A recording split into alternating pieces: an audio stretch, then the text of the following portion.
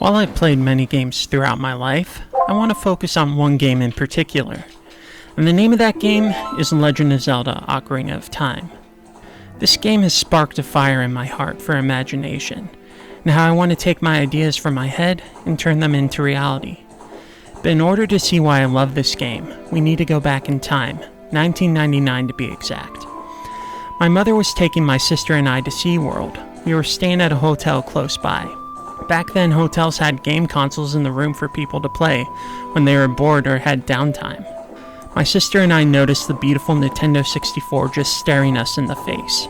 We immediately turned that bad boy on, and we were introduced to a menu of games. In the vast number of games that we could play, one stood out amongst the rest, and that was Legend of Zelda: Ocarina of Time. So we selected the game, and away we were off. To say we were hooked on this game would be the understatement of the century.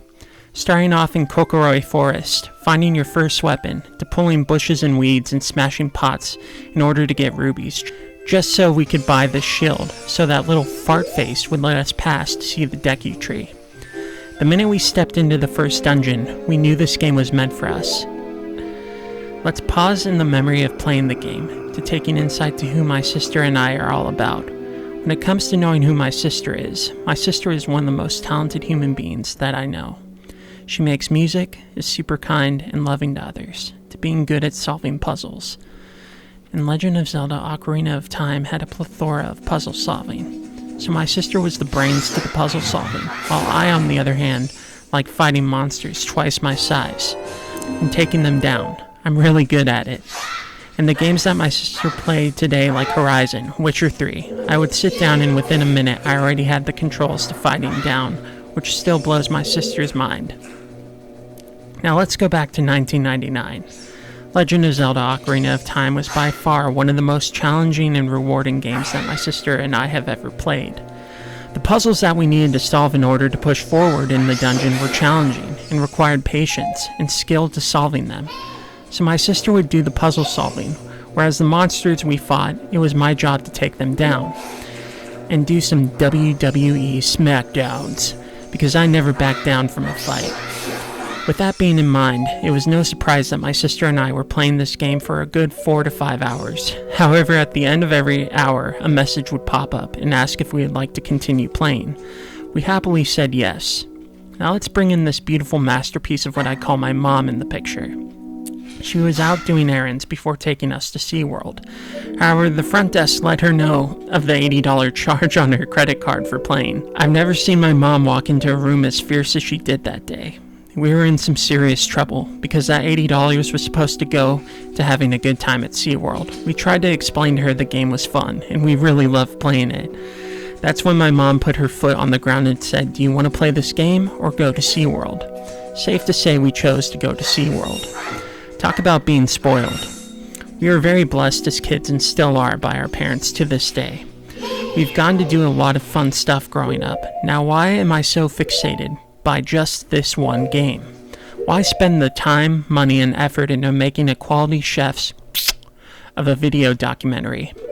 Because Legend of Zelda: Ocarina of Time was one of the benefactors of spending time with my sister. We saved up our allowance together and we bought the game. From there, we would play it after getting home from school, to playing on the weekends. We would spend countless hours solving puzzles and fighting different shapes and sizes of different monsters in the game. It took us about a good 3 months to beat the game. I'll never forget beating the game and turning to my sister and saying, "You see, the reason I talk about this game is not to fixate on the game itself, but the bonding it had allowed for me and my sister to experience." My sister is one of the kindest, sweetest human beings that I know, and yes, I did repeat myself, because it's true. She's always had my back growing up, especially in instances of my life when I was bullied at school.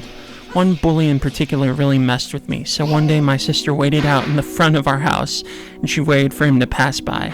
I won't go into details of what she said to him, but let's just say he never messed with me from that moment forward. She also encourages me and tells me to keep going in what I love doing, which is storytelling and making films. She has never torn me down or belittled me. She is always loving on me, and I'm truly blessed to say that she is my sister, and that we are very close. and the relationship we have as siblings is something to behold. You see, Legend of Zelda Ocarina of Time wasn't the reason I kept coming back to playing it. It was spending time with my sister and making memories with her. To this day, we still play Legend of Zelda games, and the most recent was Breath of the Wild. My sister was stuck on a boss, so I jumped in, and after getting a hang of the controls for a few minutes, I beat the boss on my third attempt. I must say that playing video games have been a big part of my life. I couldn't help myself but go back in time where I was just a kid playing a game that I really loved, while playing it with someone that means so much to me. I love you, sis. In a way, this is a love letter to you, for always being my constant encourager, pushing me to move forward in my life, and comforting me in times of distress and trouble. I really can't thank God enough for giving me such a loving and compassionate sibling. Every moment I spend with you are like times that I have always hold on to and cherish. I love you and always am grateful for having you as my sister.